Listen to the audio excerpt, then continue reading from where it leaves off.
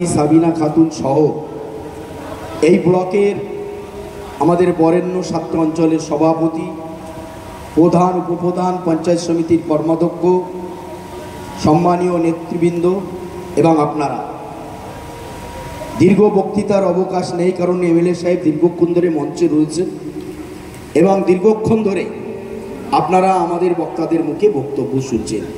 আমি জাস্ট আপনাদের কাছে 3-4 মিনিট বলব। ভারতবর্ষের স্বাধীনতা সংগ্রামের ইতিহাস আপনারা শুনেছেন, মন্ত্রী বলেছেন, মিঠু বিস্তারিতভাবে আলোচনা করেছে, আসেরও অনেকক্ষণ বলেছে। আমি জাস্ট বাংলায় একথা বলবো, যে বা যারা কিংবা যে রাজনৈতিক দলের নেতারা বাংলার বুকে বিভিন্ন সভা সমিতি মিছিল মিটিংয়ের মাধ্যমে বারে বারে একথা আমাদেরকে স্মরণ করে দিতে চাইছেন যে বাংলার বুকে এসআইআর চালু করে প্রায় 1,25,00,000 ভোটারকে ডিটেনশন ক্যাম্প কিংবা বাংলাদেশে পাঠিয়ে দিয়ে তারা নাকি বাংলার ক্ষমতা দখল করতে চায়। আমি আজকে দীপ্ত কণ্ঠে এই মঞ্চে দাঁড়িয়ে পরিষ্কারভাবে তাদেরকে হুঁশিয়ারি দিয়ে বলতে চাই, আপনি বা আপনারা আমাদেরকে ডিটেনশন ক্যাম্পে পাঠাবেন কিনা সেটা সময় বলবে, কিন্তু আমরা স্পষ্ট ভাষায় বলে দিতে চাই আজকের এই পবিত্র রাজনৈতিক মঞ্চে, আগামী 2026 সালের নির্বাচনে শুভেন্দু অধিকারী আপনাকে আমরা রাজনৈতিকভাবে বাংলা ছাড়া করব।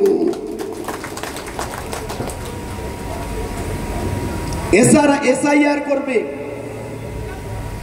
কি সেটা না, এটা নাকি প্রয়োগ না করে পরীক্ষামূলকভাবে মহারাষ্ট্রে প্রয়োগ করেছিল। টার্গেট মহারাষ্ট্রে বিজেপি সরকার প্রতিষ্ঠা করা পেরেছিল। তারপরে দিল্লিতে অরবিন্দ কেজরিওয়ালকে হারাতে হবে, বৈজ্ঞানিকভাবে প্রয়োগ করলো, পেরেছিল। বিহারে এসআইআর লাগু করেছে, সেখানে নাকি এট এ টাইম 58 লক্ষ ভোটারকে ভোটার লিস্ট থেকে বাদ দিয়েছে। অর্থাৎ যদি আপনি বিধানসভা কেন্দ্র ধরেন তাহলে একটা বিধানসভা কেন্দ্র থেকে 23,000 ভোটারকে ভোটার লিস্ট থেকে বাদ দিয়ে দিয়েছে। পরবর্তী লক্ষ্য বাংলা। আমি শুধু এতটুকু বলতে চাই, বাংলার ইতিহাস শুভেন্দু বাবু আপনিও জানেন, আমরাও জানি। আমরা বাংলার বুকে বাঁশের কেল্লা তৈরি করে সুসজ্জিত অস্ত্রশস্ত্র বিশিষ্ট ইংরেজদের বিরুদ্ধে যদি লড়াই করতে পারি তাহলে আমরাও এটা রুখে দিতে জানি, মনে রাখা দরকার। 1942 সালের 9 আগস্ট আজকের এই পবিত্র দিনে আমাদের জাতির জনক মহাত্মা গান্ধী বলেছিলেন ইংরেজ ভারত ছাড়ো। আর মমতা ব্যানার্জি আজকে আমাদেরকে বলে দিচ্ছেন তোমরাও বলে দাও আগামী দিনে।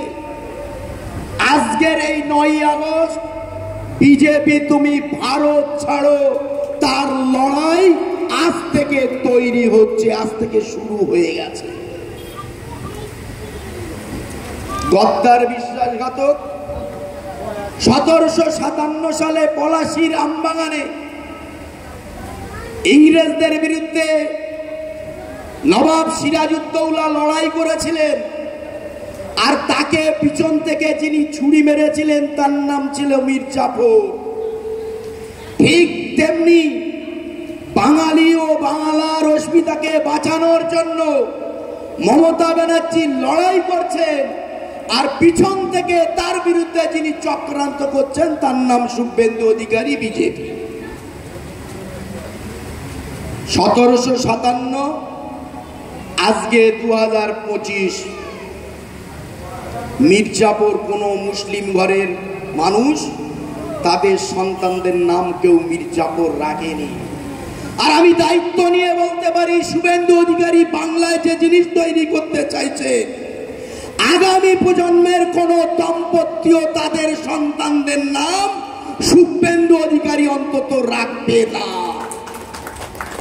এই মির্জাফরের বিরুদ্ধে, এই ধরনের চক্রান্তের বিরুদ্ধে বাংলা ও বাংলা ভাষাকে যারা প্রতিনিয়ত অপমান করছেন, বহির্রাজ্যে বাঙালিদের উপরে যারা নির্যাতন করছেন, যাদেরকে প্রতিপদে বিদেশি আখ্যা দিয়ে বাংলাদেশে তাড়ানোর হুঙ্কার দিচ্ছেন, তাদের বিরুদ্ধে আপনাদের সংঘবদ্ধ লড়াই করতে হবে, তৈরি হতে হবে, রাজপথে নেমে যান। এটা বাঙালিরা পারে। মনে নেই 1905 সালে যখন ব্রিটিশরা বাংলার বুকে ব্যবসা করতে এসেছিল, ব্যবসা করতে গিয়ে তখন যারা আস্তে আস্তে তাদের এই বণিকের মানদণ্ডটাকে রাজদণ্ডে পরিণত করার চেষ্টা করছিল, ওরা বুঝেছিল যদি বাংলাকে আমরা ভাগ না করতে পারি আমাদের বণিকের মানদণ্ড রাজদণ্ডে পরিণত হবে না। তাই তো 1905 সালে বঙ্গভঙ্গ গর্জে উঠেছিল বিশ্বকবি রবীন্দ্রনাথ ঠাকুর সহ বাঙালিরা। অবশেষে 1911 সালে ইংরেজরাই বাধ্য হয়েছিল এই বঙ্গভঙ্গ রোধ করবার জন্য। আপনারা যে চেষ্টা করছেন, আপনাদের কি বাধ্য করব? জয় বাংলা বলছেন, যেমন তেড়ে গিয়ে আপনাদের জওয়ানদের দিয়ে তাদেরকে মার খাওয়াচ্ছেন, দায়িত্ব নিয়ে বলতে পারি আগামী 6 মাস পর শুভেন্দু অধিকারী আপনার মুখ থেকেও আমরা জয় বাংলা বলাবো বলাবো বলাবো। সবে তো শুরু, জয় মা দুর্গা, জয় মা কালী। আপনি ঘুঘু দেখেছেন, তার ফাঁদ দেখেননি। এটা বাংলা, এটা বাঙালি। ভারতবর্ষের স্বাধীনতা ইতিহাসে তার নিদর্শন রেখে গেছে। তাই বন্ধুগণ তৈরি হন। শুধুমাত্র বক্তব্য শুনলাম, বাড়ি গেলাম আর ভুলে গেলাম না, আজকে বাঙালির অস্মিতার লড়াই এসেছে। বাংলা ভাষাকে বাঁচিয়ে রাখবার জন্য লড়াই করতে হবে আপনাদের। মমতা ব্যানার্জি অলরেডি শুরু করে দিয়েছে, আপনাকেও একজন বাঙালি হিসাবে তার সঙ্গে সাথ দিতে হবে। তাই আগামী দিনে আপনারা সবাই মমতা ব্যানার্জির পক্ষে থাকবেন, তৃণমূল কংগ্রেস দলের পক্ষে থাকবেন, এই আশা রেখে একেবারে সংক্ষেপে গুটি কয়েক কথা বলে আমার বক্তব্য শেষ করলাম। জয় হিন্দ, বন্দে মাতরম। তৃণমূল কংগ্রেস জিন্দাবাদ, মমতা ব্যানার্জি জিন্দাবাদ।